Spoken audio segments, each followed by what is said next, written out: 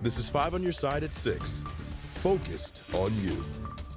Tonight, a St. Louis County police officer is behind bars facing 11 felony charges. Investigators say he fired a gun into the air at least a dozen times during a Halloween event for children in Kirkwood.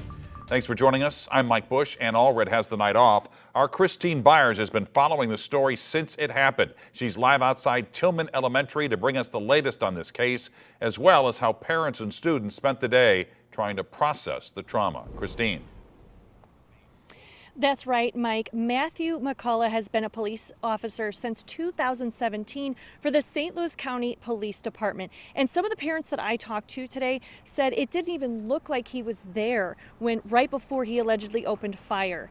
Now, court documents allege that all of this happened shortly after McCulloch started threatening people, including a woman whose husband then shoved him to the ground shortly before those shots were allegedly fired. Now, today, classes here at Tillman Elementary, which you see behind me, they were canceled, but the building was open for parents and students who were looking for mental health resources as well as a place to begin healing. Sunday afternoon, parents and students were attending a trunk or treat event for Tillman Elementary students at nearby North Kirkwood Middle School when a man began shooting. Parents I spoke to say Matthew McCulloch pointed his gun in the air and opened fire with a smile on his face. One couple told me they ran for their car with their 6-year-old daughter, Miriam, while other parents tackled the shooter. I really feel for the parents who were separated from their children. I can't even imagine the level of panic they were probably feeling. So I'm just thankful that nobody got injured. Matthew McCulloch's father is former St. Louis County prosecuting attorney Bob McCulloch. Monday afternoon, the family released a statement saying they too are grateful no one was physically hurt. But they also acknowledged some wounds can't be seen. It read in part, "We are painfully aware that an incident such as this can and does cause significant trauma to those, especially children and their parents, who witness such an event. Our thoughts and prayers are with those victims."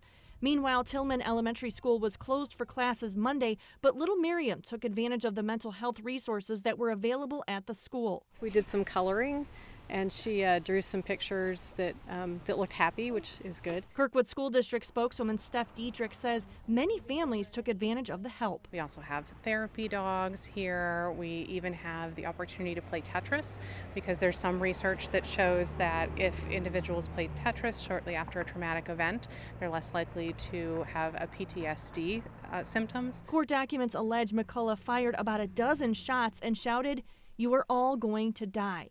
Miriam says she remembers seeing McCulloch's gun. I did not want to deal with that, but I had to because it happened. That's right. That's right. And now we know we just try to keep ourselves safe, right? Yes. Now, of those 11 charges that McCulloch is facing, armed criminal action is probably the most serious among them. It carries a mandatory prison sentence, and McCulloch is facing 5 of them. Some other things to note here that developed late this afternoon. Wesley Bell, St. Louis County prosecutor, announced his office will be handling this case. And St. Louis County Police Chief Ken Gregory issued a statement saying he is disappointed in McCulloch's actions and that he has been put on unpaid leave. Live outside Tillman Elementary, Christine Byers, 5 on your side. A 10-year-old girl is dead, 4 others hurt following a crash in Washington County. The accident happened around 8:30 this morning on Highway 21 north of Furnace Creek Road, south of Potosi. Troopers say the driver lost control on a curve and hit a tree. The driver and 3 other children are being treated for serious injuries. Investigators say all of the children were wearing seat belts. A Washington University professor is facing criticism tonight after posting a series of tweets that multiple groups call offensive.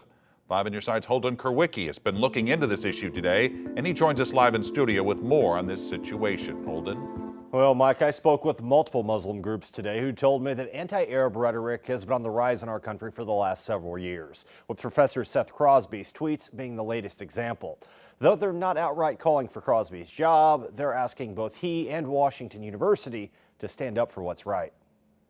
As she watches the war between Israel and Hamas play out from the safety of her family's restaurant, Naveen Ayesh admits things are tense for many Palestinian Americans. We have been overwhelmed with our community needs right now, given the chaos of the last 2 weeks. not just in occupied Palestine, but locally here within the United States of America. Chaos that Ayesh says extends to the campus of Washington University, after Professor Seth Crosby replied to a tweet accusing Israel of ethnic cleansing of Palestinians by saying it is a much-needed cleansing, yes, but not an ethnic one. Israel is not targeting humans. So when I saw it, I was scared. I was scared about what's going to happen next. When this type of thing happens, yes, they can retract their statement, but the damage is already done. Less than 24 hours after his initial tweet, Crosby apologized for what he called clumsy words, adding that Israel is targeting Hamas, an organization that has taken the lives of thousands of Israeli citizens, adding he didn't intend to imply the death of Palestinian people was in any way acceptable. For him, it was just maybe a harmless tweet, but there's serious consequences for innocent lives that are at stake.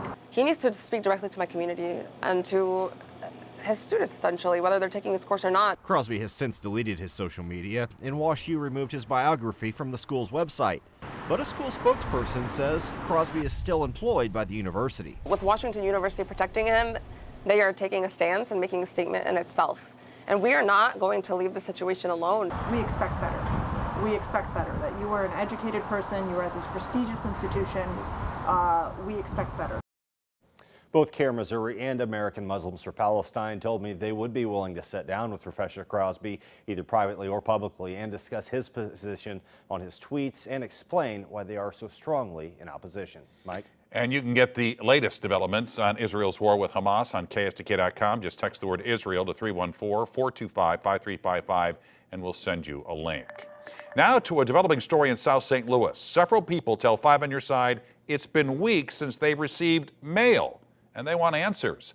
5 on Your Side's Diamond Palmer is downtown at the U.S. Postal Service building. Diamond?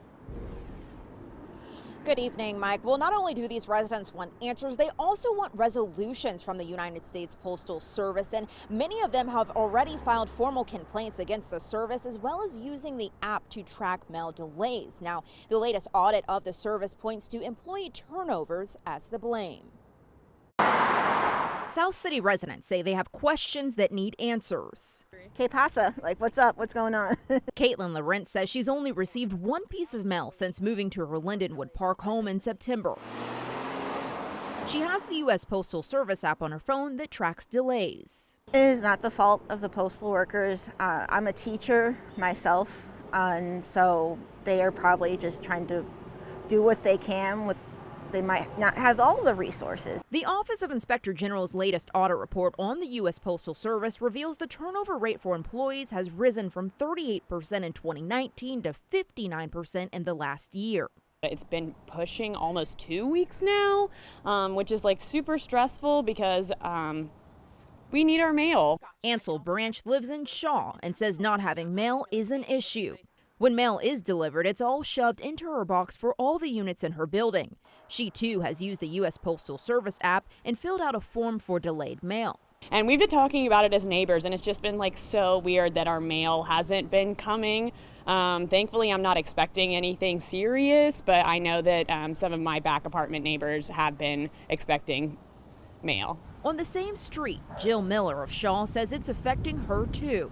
Like, even if it were every other day, that would be so much better than going 2 straight weeks without mail. She took it one step further and filed a complaint with the U.S. Postal Service. Miller and other residents say they want answers and resolutions. When I called that they have a staffing shortage and they're short-staffed, and I asked what can be done about that, and the woman I spoke to told me that everybody's short-staffed, that the whole world is short-staffed. So it really wasn't a solution, offered. It was just stating a fact.